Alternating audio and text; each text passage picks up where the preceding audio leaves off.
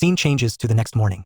Miho asks Loki if he truly remembers nothing about where he came from, suggesting he might have arrived from the abyss or the Great Realm. Loki confirms he remembers nothing. Miho then admits she's jealous of him for having no memories. Loki is surprised that she's jealous of his memory loss. Miho explains that she's not the only one.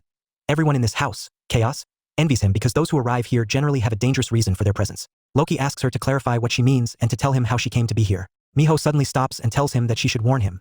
The moment he understands what he has asked, he will regret the question. The narrator hints that Miho's meaning will soon become clear. Miho and Loki continue walking and reach a strange, castle-like structure called the Gorgon Fortress.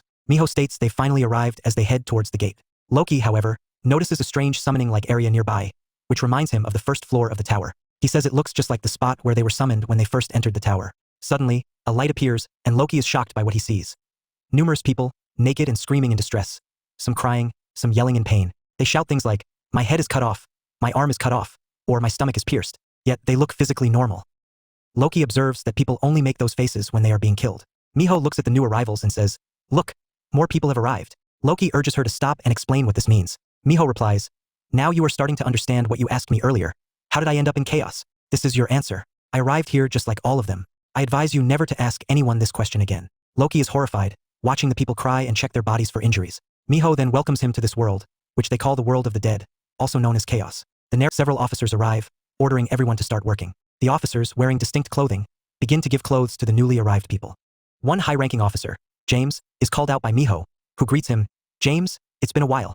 James is surprised to see her at the north checkpoint. Miho says she was just passing through and asks him, as someone who knows her well, to let her inside. James apologizes, saying everything has changed, and a certificate is now required for entry. Miho refers to the certificate issued by James's senior officer, whom she sarcastically calls Big Brother. Miho then looks at Loki, asking if he has a certificate, and Loki shakes his head no. This sparks an idea in Miho's mind. Miho quickly approaches James, apologizing for forgetting her own certificate, and asks if he will accept a small gift instead. She then places the horn of a two-horned beast in his hand. James quickly hides the horn, saying, "Oh, is that so? We've known each other for a long time, and I know who you are. You may proceed." James then turns to Loki and asks him to show his certificate immediately. Loki simply says he has nothing.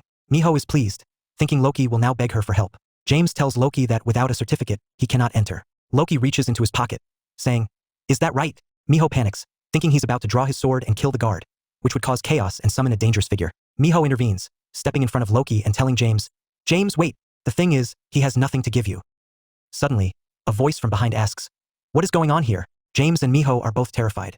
All the officers snap to attention, saluting and shouting, "Attention, sir!" The person entering is shown. The pride of the Gorgon Fortress, the most honest inspector in chaos, named Carlin, or Carl. Everyone wonders what he'll do if he finds out about the bribe. Carl asks James for an explanation. James salutes and explains everything, saying that the man, Loki, wants to enter but has no certificate. Carl approaches Loki, stating he can't enter without a certificate. Loki asks, "Why?" Carl begins to cite the rules, explaining that the rules under Article 27, Paragraph 4 of the Gorgon Code forbid him from allowing entry without a certificate. He then uses a skill called Legal Code, causing strange circular marks to appear on the necks and hands of the officers. Miho is also affected and immediately kneels down, forced by Carl's power. Loki swiftly draws his sword and cuts the strange circle around Miho's neck with the flat of his blade, freeing her. Carl is stunned. Loki tells Carl, "That is enough. Your useless laws don't matter here. Tell me, what details must this certificate contain?" Carl explains that it needs his name, where he is coming from, his skills, and any criminal record or other information about him. He promises to let Loki pass without the physical certificate if he provides all the details. Loki flatly refuses.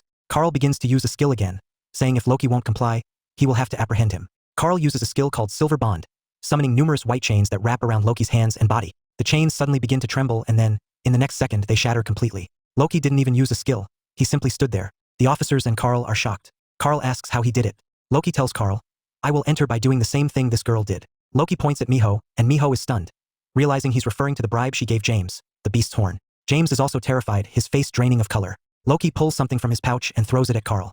Miho screams, "No, Loki, stop!" But it's too late. Carl catches the object. Loki tells him to keep it and let him inside. Carl looks at the item in his hand.